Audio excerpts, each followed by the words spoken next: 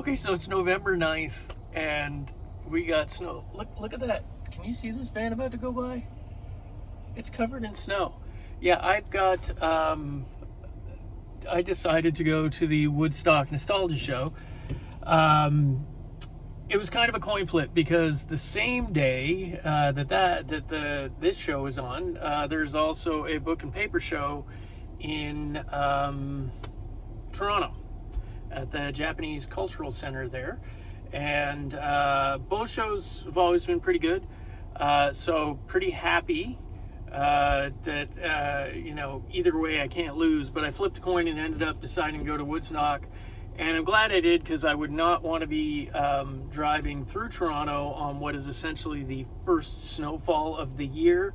I also got a new car, so I'm still getting used to it. That probably wouldn't have been, it has all-wheel drive and all that stuff, but that's, new cars, you kind of, have the feel. My old, noisy, rusty, shuddering minivan, who I adore, it was time finally, so yeah, I got another vehicle. So yeah, this show is always pretty good for me. I always get a few things. Unfortunately, because of we can no longer ship into the United States anymore, my buying is a lot different. I'm a lot more focused on international things, a lot more focused on Canadiana, and then things that I can sell through the store rather than just things that I used to sell on eBay. That, I think, overall, excuse me, has affected the market here in a huge way, because there just weren't as many people here. I pulled up, I still have to go in, I've been in briefly, but I forgot to film this beforehand, so I figured I'd do this, did a quick run around. Not as many people here, not as many people, virtually none lined up. And this used to be the kind of show that they would line up around the block. So unfortunately, that has affected the market in, I think, overall in general in Canada, because for Canada, like all things Canadian, our biggest market was the United States. We're our biggest trading partner. And so we've had to learn to shift. And that's sort of what I'm doing. My buying will be a lot more limited this time. I think I said that at the last one too. So anyways, I'll film a little inside. I'm not a big fan of filming inside, I think if you follow the channel, you know that. But I'll do like a quick scan and maybe a minute or two of just looking at a few tables type thing. So hopefully I got a bunch of stuff to show you, and it isn't, a strikeout. That's a Blue Jays reference, because we lost the World Series.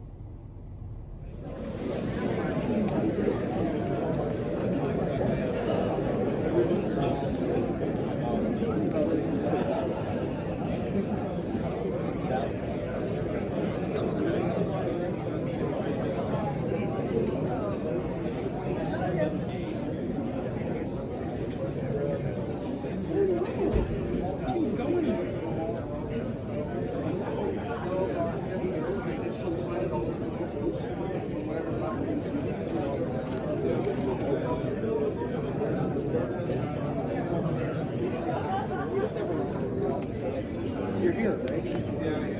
You're here. Yeah, but I'm supposed to be here.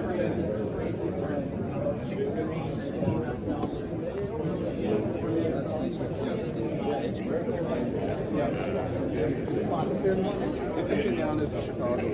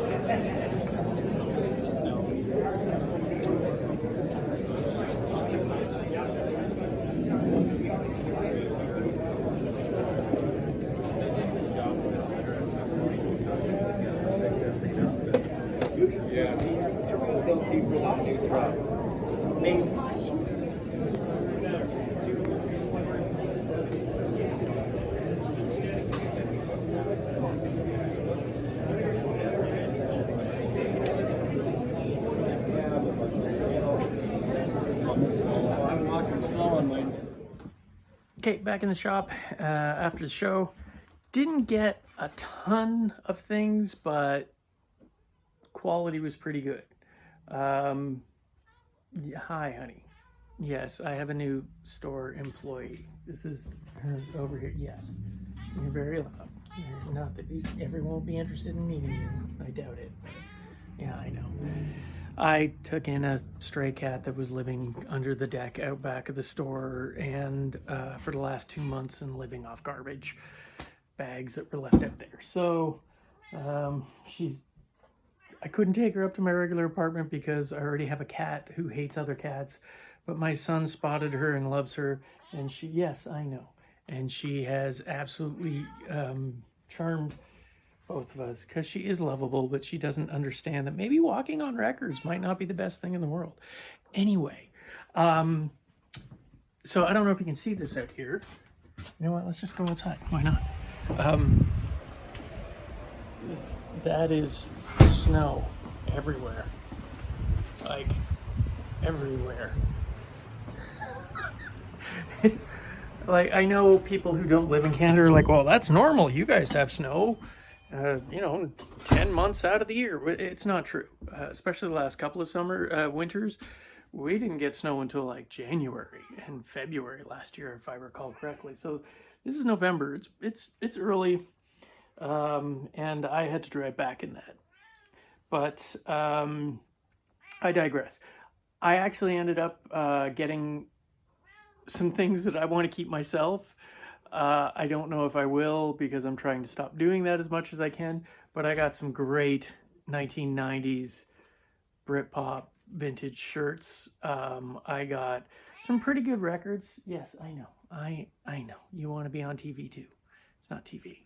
It's YouTube. It's like TV, but you don't understand. I know. You're just lovely.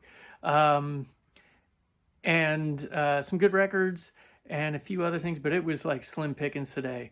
There was not a lot of stuff to be had out there. Just look at her. She's just a troublemaker. You're a troublemaker. Stop it. All right. So what we'll do is we'll go look at the stuff now. I can't. Why do they take in a cat? It's like the last thing I need right now. Another cat. Another thing to take care of. All right. Here we go. Okay, so yeah, this is the stuff there. It is getting bonkers back here. I need to do a tidy up. I need to do a lot of things in my life. So what we'll do is I'll just go through some of these pretty quick. Shirts and records over here. We'll start with this stuff. So as you, if you follow the channel, may or may not know, I love like paper ephemera and advertising, especially stuff at the turn of the 19th century. I love 1870s through to the like 19 teens stuff. I collect tobacco cards and advertising cards.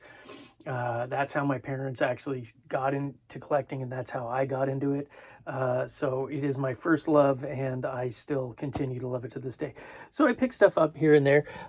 This one is actually a leather postcard, and it is, you can't probably see it on there, but it is 1907 date stamp, postage date stamp on that. And it's just anything that relates to Satan or the devil, however you want to put it, Beelzebub, whichever one of his fabulous names, always sells. So this one, I picked it up. The guy is a longtime dealer friend of my family at Locke, and he just gave that to me for 10. This is another one from Ed. It's been trimmed on either, but it is a Gale and Axe tobacco company, which they put out a lot of tobacco cards. So I do pick up the advertising, but this one I think might have been an actual series of cards. Same thing again. Ed always gives me a little bit off. Why is there a horse up on the church steeple? That's kind of crazy. And then this is just another one there. I don't actually know where Wright's 5 and dimes for. Seriously, Cat? Just, you have no sense of what you're doing. It is, I believe, is it embossed? No, it's just an early Santa Claus advertising card, and those always usually really go. So Ford Street near the Iron Bridge, maybe Detroit. Who knows? Anyway, I just picked those up. As you notice, I'm not picking up as many cards as I used to, and that has a lot to do with, seriously, Cat. Like, that has a lot to do with the fact that I can't ship into the United States anymore. Realistically, it's just virtually impossible. The tariffs that have been put on everything, it's somewhere in between 35 and 50%. And I have to prepay that before I can ship it in, so that's it. So if you're a collector in the United States, you probably have hit the point where you will have noticed many, if not all, Canadian sellers have now shifted to cannot ship to the United States anymore, and that's a shame, because it limits choice, and you don't care, Cat, do you? No, you're like, I just want to have a sniff. So yeah, it's a shame about that. Maybe, who knows, hopefully in the future something gets resolved and we can just sort of get back to some normalcy when it comes to collecting, because there's stuff I want to buy too, and there have been lower tariffs put on stuff to bring into, so I'm not buying anymore from the United States either, which kind of sucks because it just, the cost is too much. So these are fantastic. The guy had them there, and I might already have a full set. In fact, I believe I am very close. This was a collection from my parents and myself, mostly my parents put together, of fully sealed ones. Now, these came in Lipton tea. They're famous Canadians. They're made by the Marks Company, which is famous toy company. They did an American President's one. I know that. I have a set of that somewhere as well. But the nice thing about these is most of these in this collection here, there's 21 of them, are sealed. He was asking $44, and I was looking at it, and he said I have it for $35 if I wanted, so I took it, because that's like, what, $1.25 maybe a piece around? Maybe less. Maybe $1.50. I don't know. I'm just never good at math, which is probably why I ended up selling things. Figure list. So to my American friends, you may know some of them, but probably not. Most of these are, well, they're all Canadian historical figures, but you might, there's George Vancouver, Tecumseh, Joe Brandt. A lot of them are native or indigenous folks. Sir John A. Cartier's on there, Louis Riel. I don't know if we have the Riel in there or not. That's one that actually sells quite a bit. So I'll just go through. There's a few loose ones in there, but for the most part, they all appear like this, inside the sealed baggie with their card. And I've seen guys selling these cards on, not realizing that they go with the figures, on online for $10 to $15 a piece. So I believe, yeah, they were in the 60s, because that is made in Hong Kong, which where a lot of the toys were made. So I can't, that's Montcalm. Who else we got there? There's George Vancouver. A little bit of tea staining on them, which, you know what? That might not even be tea staining. That could be just the plastic leaching. Papineau. Can't see who that is. Is that... There's Tecumseh. The loose Tecumseh. There's Joe Brandt. If you grew up in the Burlington, Ontario area, you know all about Joe Brandt because his house is there. We used to go there. There's Jacques Cartier. There is a sealed Tecumseh. And, oh, what's that one? There's Selkirk. Some of these are open, but it looks like all the cards are in here with them, so that's kind of nice. And there's Isaac Brock, man who held off the American forces at Niagara. Yes, Cat, I know. Thing is, I fed her like 5 minutes ago. She's just... Yes, I know. You were loud. She's actually become quite the celebrity at the store, where she sleeps in one of the chairs in the window and people come up and take pictures of her all the time. Okay, so you get the general idea of that. That is, when things are under $2, if you've watched the channel for any length of time, I'm gonna buy it. I'm buy it like quick. And so that's what I ended up doing. So, oh, there's the other thing I forgot. So we'll do the shirts, except you're on them. Get out of the way. So, 90s shirts, especially from some of the more, I don't want to use the word underground, but more alternative bands and Britpop bands, are exceptionally valuable, and I don't see them. I sold my collection years ago because I used to go to all the shows back in my university days. I got to see Stereolab and Spiritualized and you know, Dinosaur Jr. and all the bands. Get off. Yes, get off. Ugh, I'm gonna have to lock you away when I do these from now on. And so, yeah, basically, they are few and far between, and they are exceptionally valuable. You know, so when I rolled up on a rack of shirts, it was mostly horror, and they were priced. And I asked, how much are the shirts? She said, well, if there's no price tag on them, they're $20 each. And I looked at these, and the first thing that popped into my head was reproductions, because I don't know specifically, but I know that most 90s shirts now have been reproduced. But I will tell you a thing, this one has not been reproduced. Veruca Salt. They were not an all-girl band, but fronted by two young ladies. But here's your key. When you look at the tag, usually if it says made in the USA, this one says made in the USA and sewn in Jamaica. So made in the USA basically is an indication that it is a true vintage shirt from the 1990s. Starting into the late 90s and early 2000s, you started to see things pop up like this one where it says sewn, made in the USA, but then sewn in Jamaica. That's the late 90s. And correspondent with that is, Shazam, it is a 1997 North American tour. So that basically told me, oh yeah, this is legit. You will notice, because there is a bit of a myth that only 1990s, like pre-2000 shirts are all single stitch. Now, that is not the case at all. During the later half of the 90s, going from like 96, 97 to the very end, you started seeing the double stitching show up. And in this case, you do have that. You have double stitch sleeves.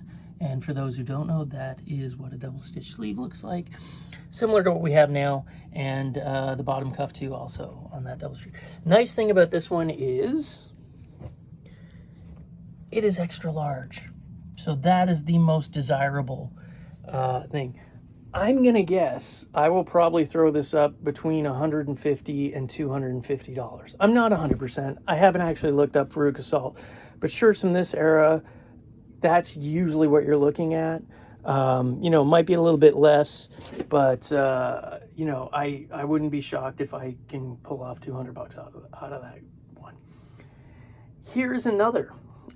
This is Elastica. Now, this is the one that made me immediately start going through the whole rack, because I noticed that is a single stitch shirt.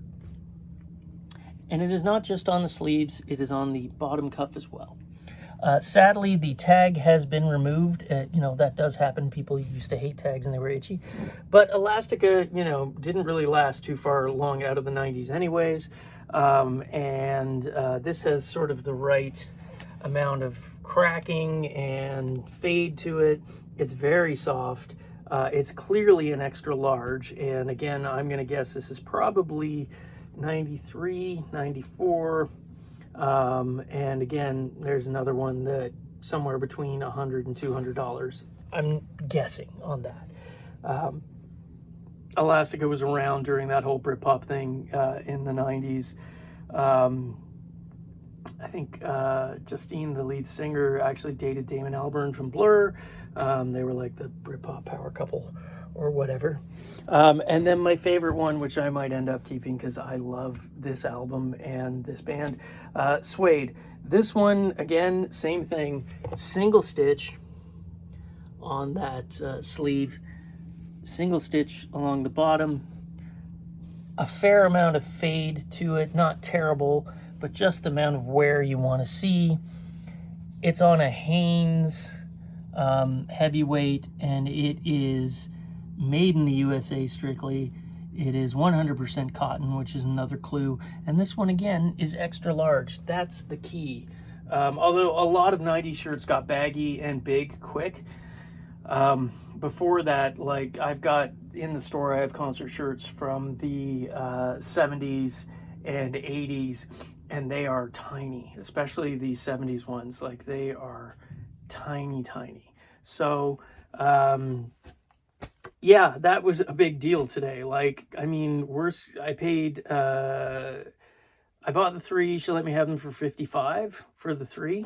I went through that rack twice. She had horror shirts, like horror movie shirts, but they were all like 2010, and she had them priced a little higher than these ones, ironically, because these were but so, you know, I thought about buying them, but I'm just right now kind of in a slow buying mode in general.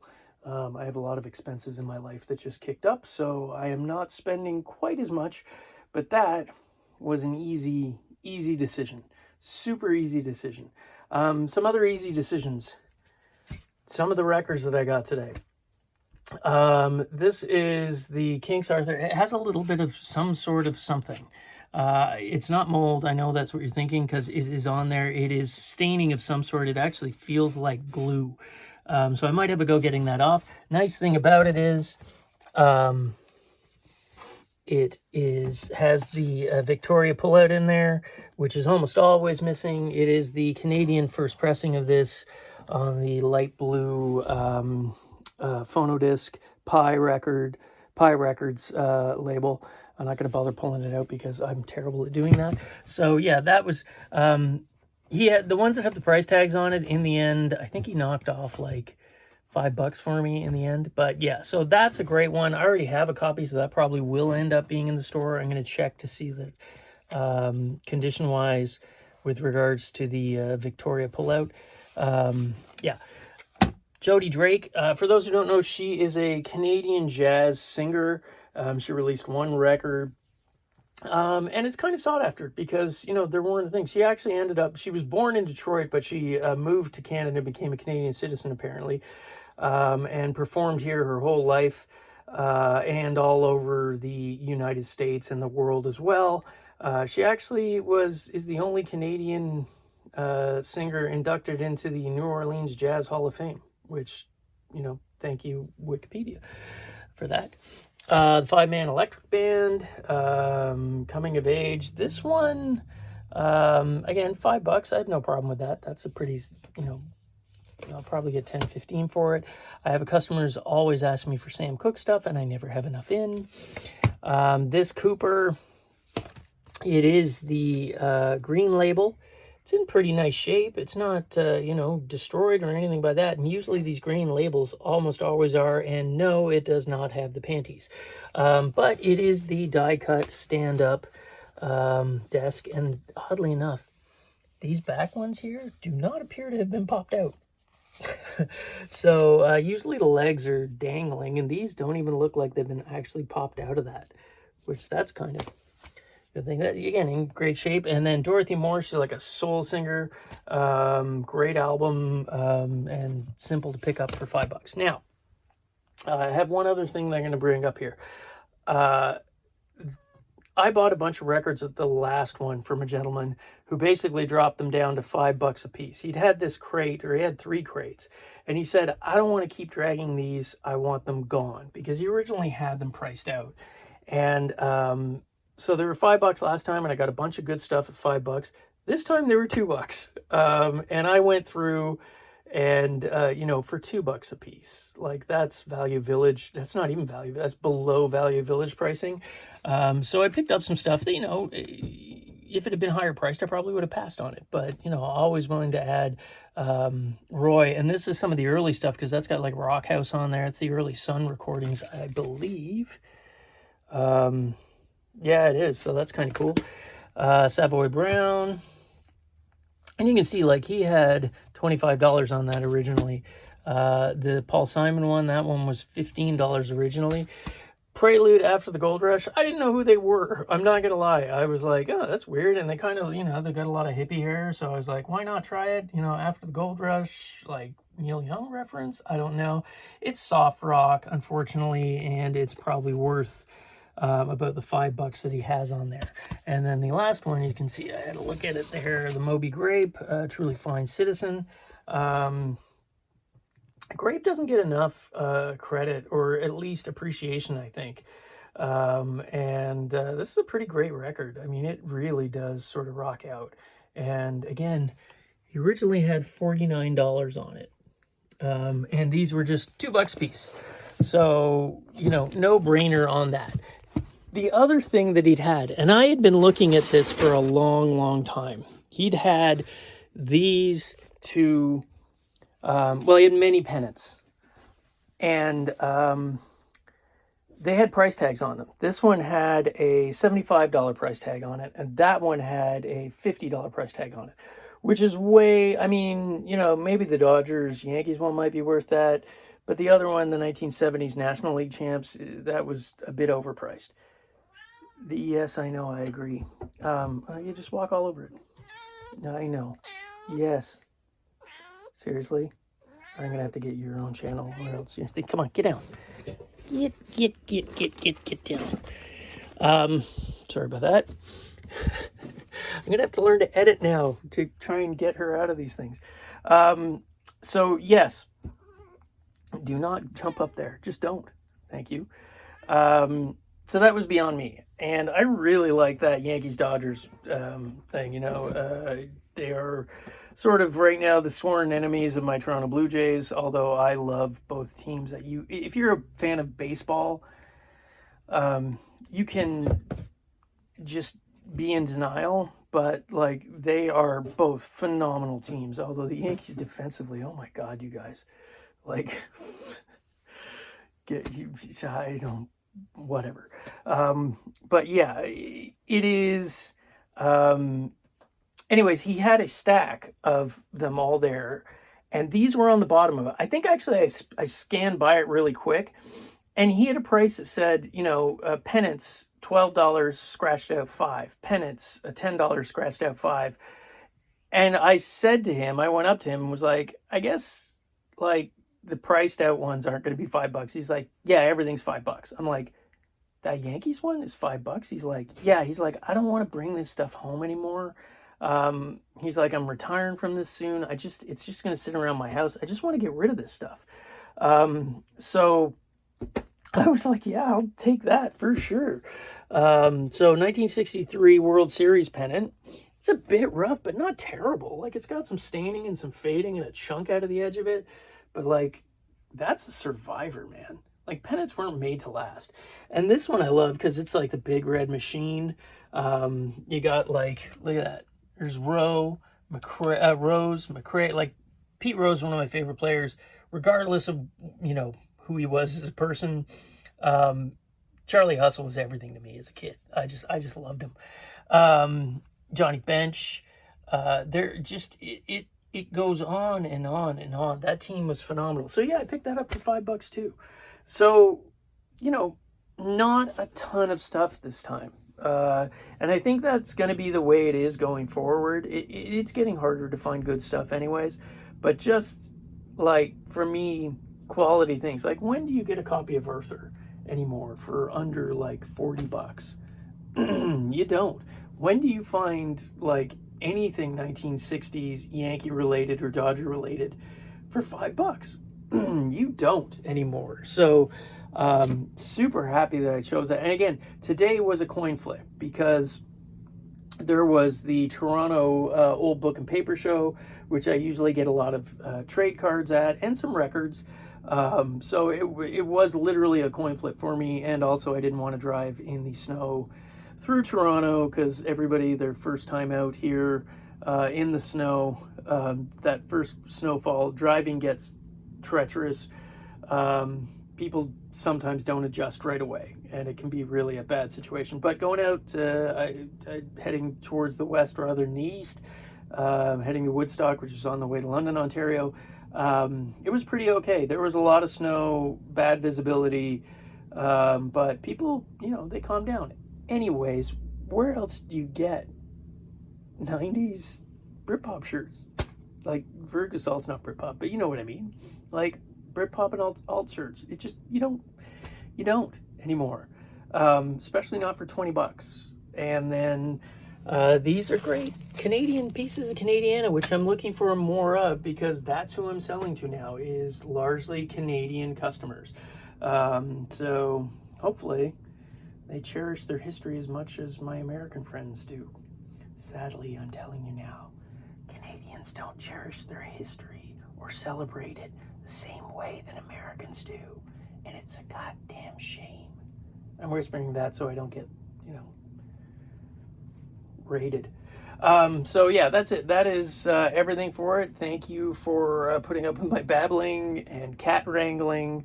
Yeah, hopefully I'll have something for you guys next week.